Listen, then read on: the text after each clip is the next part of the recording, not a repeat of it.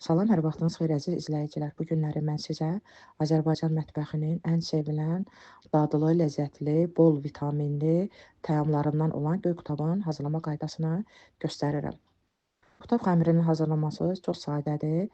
Demək bizə lazımdır 1 kiloqram ələnmiş un, 1 çay qaşığı duz, bıçağın ucunda maya.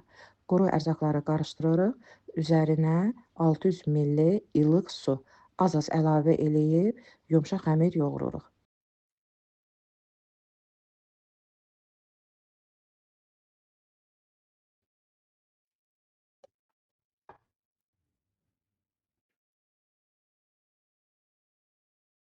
Baxın əziz xanımlar, bax bu cürə. Xəmir bax bu cür olmalıdır. İndi də üstünü örtürük. 15-20 dəqiqə bu cür saxlayırıq. Xəmir biraz da özünü tutsun. 600 ml sudan qalan su budur.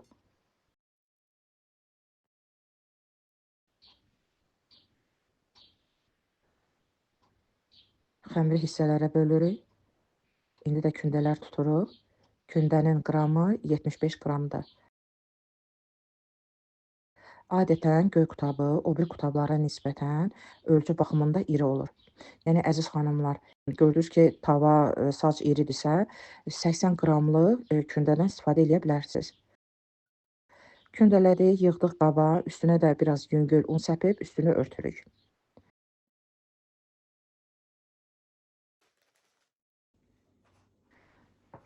Mən göyləri axşamdan təmizlədim. Bol suda yaxşı-yaxşı yudum. Yəni hamımız bilirik ki, yaz aylarında biraz yağışlı olur, qumlu, torpaqlı olmasın deyə məsləhətdir ki, 2-3 dəfə göyü yaxşı yuyaq. Tam yuyandan sonra yığırıq aş üstünə, suyu süzülür. İndi də orta ölçüdə doğrayırıq. Videonun alt bölümündə resepti dəqiqliklə yazacağam. Siz oradan istifadə edərsiniz.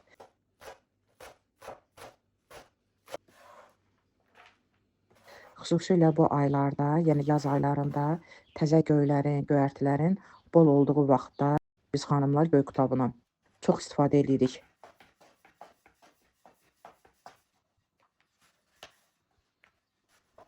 Bir-bir kündələri götürüb yayırıq.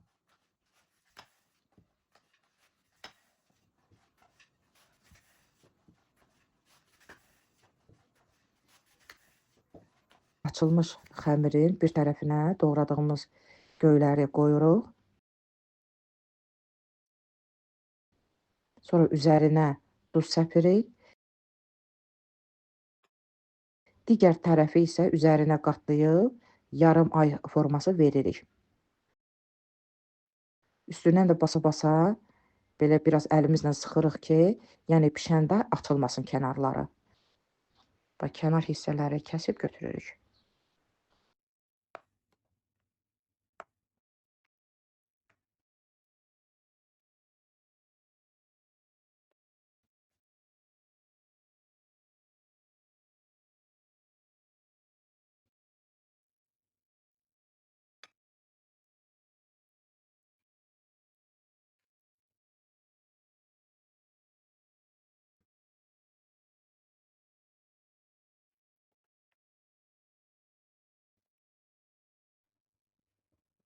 Məndə sac tavadır.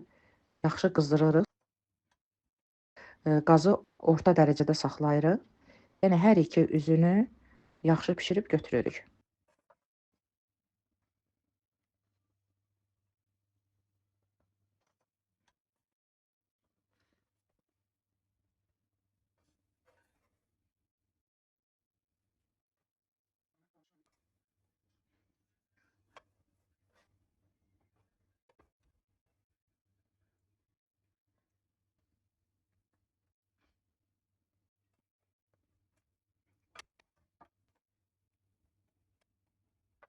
Görün necə gözəl alınır.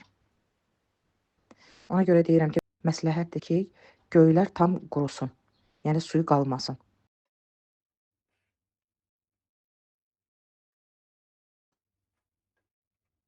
Baxın əzizlərim, demək bu reseptdən 22 ədəd 75 qramlıq göy qutabı alındı.